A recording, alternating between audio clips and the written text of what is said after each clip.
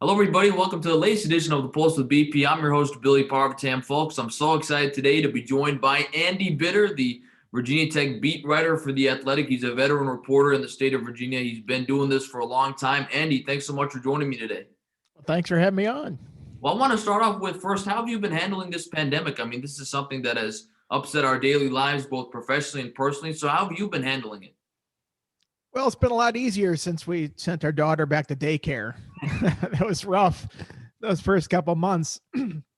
But it hasn't been too bad. Honestly, a lot of what we do with our job can be done remotely, as you and I are talking over a Zoom right now. You can do a lot of stuff like that. You miss some of that in-person interaction and just sort of being around a program. I think you can get a better sense of things and how things are operating, or get a sense of people and relationship building and stuff like that. But for the most part, I was still going to games. Granted, it was in a distance press box and in an empty stadium, and I was still talking to people during the season. Granted, it was over Zoom instead of in person, but for the most part, I could still kind of do my job as it was. So it wasn't too much of a change from what it normally is. Yeah, I wanted to ask you, how can you describe what it was like to cover games this season for Virginia Tech? I mean, I know it was probably social distance, as you mentioned. I mean, how do you put into perspective this past season working in the middle of a pandemic? Well, it's weird because you're just not around the team as much.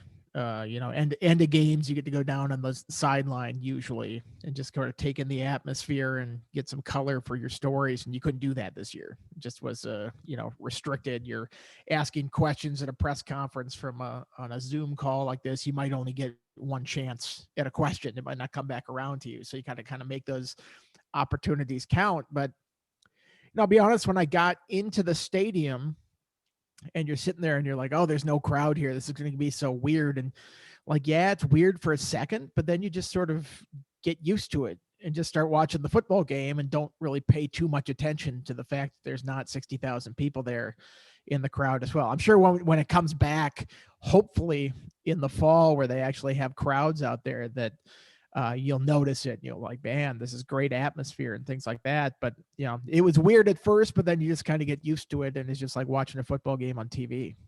For sure. Well, let's go back to more happier times. When did you know you wanted to work in sports?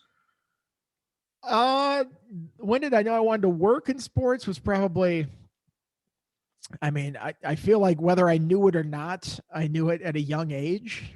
Just because I would, like I'd go to a baseball game and I'd keep the official score, and like I'd always get a scorecard and I keep official score like that. And I think I wrote some Major League Baseball preview for like our middle school newspaper or something like that. Like I never thought about it like, oh, this could be a career or something like that. But I always really liked sports, and I liked it to the intricate detail that, you would have to do as a writer. So I got to college and just kind of tried out at the student newspaper as something to do. And it just kind of went from there. I'm like, hey, this is kind of fun. Maybe I could make a career out of this whole thing. Yeah, and you went to the University of Wisconsin in Madison. I mean, what do you remember about your time there, and what opportunities did you take, like writing in the school paper, to help jumpstart your career? Yeah, it was just second semester of my freshman year. I think that time you're always kind of looking at like, what can I do here? What's something I can get involved with? And like, I didn't want to join a frat, and like, I guess I had to get a job somewhere or something, doing something. But this just sounded like a fun thing to do, so I tried out with it.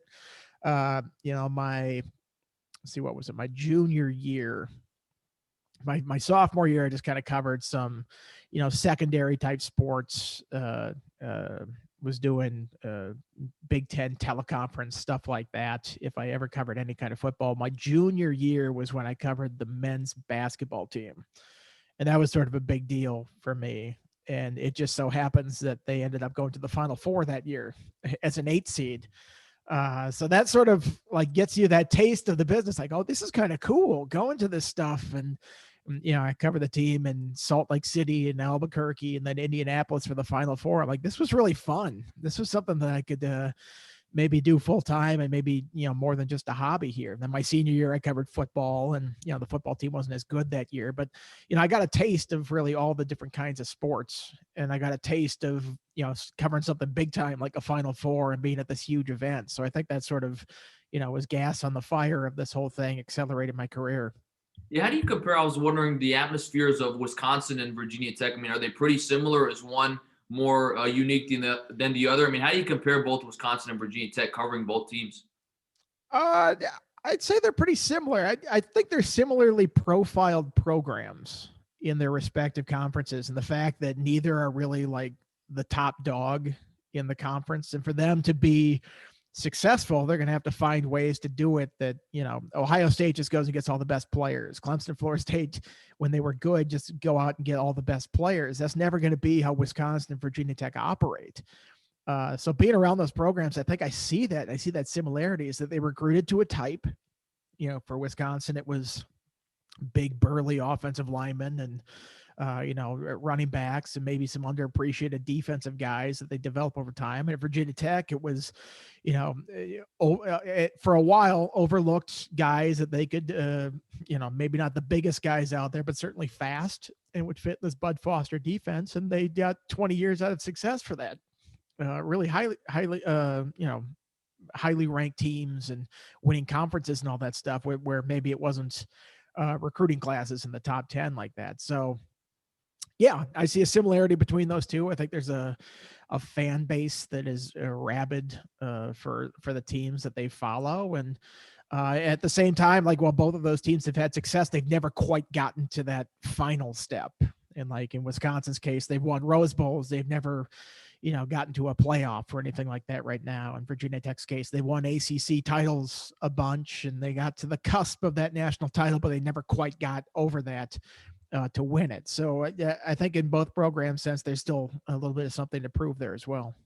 And most of your career has been in Virginia. I mean, I looked, you've been in Danville, you've been in Lynchburg, you had one stop in Auburn, Alabama, and you end up coming to Blacksburg. I mean, what are your memories of really all those stops to get experience, not only different parts of the state of Virginia, but also in Alabama, a different part of the country? Yeah, well, as somebody who grew up in Minnesota and spent 4 years at Wisconsin at school, and then moved back to Minnesota for a couple months after graduation, living with my parents and delivering pizzas while I was looking for a job. Danville, Virginia was a little bit of a culture shock as my first job out of college and going down there. But, I got a taste of ACC basketball and football a little bit. A lot of desk work and high school work as well when I was there. Moved up to Lynchburg where I was covering high schools originally, and then they opened up the UVA beat, and then I got to cover UVA for a couple of years. So that was my first instance on a beat where I was, covering a team on a daily basis. Went down to Auburn for 3 years. That was my first taste of insane football. I've been around football programs and, all those ACC schools. It's like sort of, basketball and football were even at Wisconsin, even though it's more of a football school, the basketball team had success. You get to Auburn and it is football year round, and then some more football on top of that. They might be okay at basketball every now and then, but they don't care. Like, nobody really cares about that. And then coming back up to Virginia Tech, it's sort of similar to that, maybe not quite as insane as it was down at Auburn. Auburn seems to make things a little bit tougher on itself by just having people, administrators and people pulling the strings in the program that are just out of their minds and making crazy decisions. You don't get as much of that Virginia Tech, a little bit more low key, but a lot of similarities, I think, in terms of how much people care about football here. And I think the towns are kind of similar too. One is colder than the other, but that's about it. How did this opportunity come up to come back to Blacksburg? I mean, you've been here for a while now, and how did this opportunity come up in the first place? Well, I had known some of the people at the Roanoke Times when I had worked in Danville and Lynchburg, so that kind of connection helps. I think, my wife is from Virginia. We met when we were in Lynchburg, so we were looking to come back up to Virginia. So that was kind of an area of the country that I was looking for a job. But, then again, I think when you cover Auburn football, it's sort of like a friend of mine that covered it down there called it a beat writer boot camp, where it's highly competitive. It's constantly churning out articles. It's, trying to stay ahead of the curve and everything there. And I think that, I was at Auburn, it was, sort of on the forefront of, at the time, blogging and getting on social media and doing video and stuff like that. And all the stuff that you see now that's sort of commonplace. So I think that helped me get the job as well. But it's always nice to have some connections and knowing people like Doug Dowdy and Aaron McFarlane and other people that worked at the paper that could vouch for me. What are some of your favorite memories covering the Hokies? Well, ever since I got here, the program has not been that great. I got here in the middle of the 2011 season, and obviously that was the last time that they were like a top 10 team and really good, and went to the Sugar Bowl that year. And I'm like, oh, this is great. I'll be covering this every year, and haven't been back to a BCS New Year's Six level bowl since then. I've only covered one ACC title game that Virginia Tech has played in after that 2011 season. So the memories, the high points, it's not like it's like, oh, I remember that game, that was incredible. There are a couple, but they're always followed by what seem to be low points, where you go, okay, 2014, they go up to Ohio State, beat Ohio State. That was an incredible game to cover. Then the next week they come back and lose to East Carolina. But yeah, there are memorable games and things along the way. I think Frank Beamer's last game, that whole transition and how that closed out was really cool. I thought the Battle of Bristol was really fun, that thing. Sort of watching the dynamic of Bud Foster through a coaching change. And then, as a guy whose career was kind of coming to an end, or feeling like he was burnt out, or that was taking a toll on his health. That's an interesting thing to cover over the years. So there's been all sorts of things that have been interesting to cover with this program, even if it hasn't been, great success for the Hokies over that time. What's your process like for coming up with a story? I mean, you have to constantly come up with things to write about, especially because you have a dedicated following, both with your paper and on social media. I mean, so how do you keep coming up with stories to help interest the fans and your following? It's hard. Sometimes you can have a good idea for a story and you might not get the access. So it's like, well, that would be a great story if I could talk to this person, or if I could watch this happen. But you kind of pitch ideas and throw them against the wall and sees what sticks. And, I've been doing this long enough that you sort of have an idea of the routine, and, you get around signing day. And I like doing this story where I look back 5 years at the signing class to see how that's panned out. And you get to spring football, and there's storylines then, and there's sort of beats that you hit throughout the year that you've done stories in the past that make sense to do again. But, sometimes something pops up, like Bruce Arians making the Super Bowl when he qualified for it. I'm like, hey, that might be kind of cool, because I had written about it in my book, a chapter on him, being here at Virginia Tech and getting his coaching start. But I hadn't really like gone into any detail in it other than that one chapter. So that was a fun one to go back and kind of talk to some people that were here in the 70s when he was just getting started out. But it's a constant process, and sometimes that's harder than the writing itself, is trying to come up with the ideas. So it's good to have a group of people at the Athletic that I can brainstorm with and I can bounce ideas off of, because, sometimes you're a little too close to the trees to see the forest there. You need to step back and get a fresh set of eyes on something, and they might come up with a pretty good story idea. And then, during a football game, when you're in the press box, I mean, what exactly are you doing? Are you kind of taking notes for how the game is going? I'm sure it depends on the swings and the flows of the game. I mean, what's your process when you're actually sitting in the press box watching a game? Well, I drink lots of Diet Coke when I'm up there. Usually partake in the media buffet as well. You got to be well fed. You can't go there on an empty stomach. I used to do a thing where, I'd have like a notepad and I'd be, writing down the plays as they happen in shorthand. And then after a while, I'm like, why am I doing that? I'm paying too much attention to like writing down what the plays are, that I'm never going to go back and reference it, that I'm not really like watching what's happening between the plays or what's happening on the sideline and taking in the bigger picture of things. So I've stopped doing that. I can't even remember when it was. It was probably 6 or 7 years ago. You just do it out of my habit for so long, especially when you're covering like high schools where you have to do that and you have to total up the stats yourself and stuff like that. But I don't feel like it helps as much in the college game, where you can just like, they're going to do that for you. They're going to keep the stats. They're going to keep the play-by-play. Just sit back and kind of watch things and take notes down as they happen. And, I'm not writing on deadline as much like I was before with the Athletic. Now I can kind of step back and do big picture stuff and take my time on a story afterwards and craft it after I've heard all the quotes. Whereas with the newspaper, you're always, want to get something out quick after the game is over, and then something quick after that. And there's sort of a speed to the whole thing. So I don't necessarily write like a running game story anymore, but I do jot down stuff, and I do jot down notes. And if I have like something that comes to me, I'll write out a little section and just have that and go, okay, I want to get this into the story somewhere. So it's just kind of constantly, taking notes, writing things down, jotting ideas down that'll go into your story later. So you're not staring at a blank page, because that's the worst thing possible is you get to the post game situation and you're staring at a blank page and all it says is Blacksburg long dash. And you're like, oh man, I got to turn this into a story. So it's nice to just have some notes out there that you can go back to, even if it's not really coherent writing.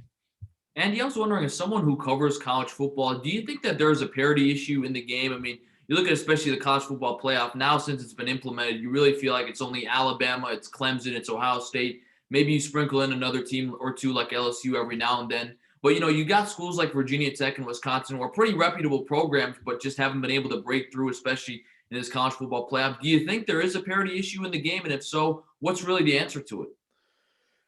Well, I think there's always been a parity issue in the game. I mean, you go back to the 50s and 60s, and we're talking about Alabama and Oklahoma. And, these same schools are still the best teams. They're the best teams for a reason. They're the most resourced, and they're, they have the most interest, and they have the most money in them, and they've, historically gotten all the best players, and they're continuing to.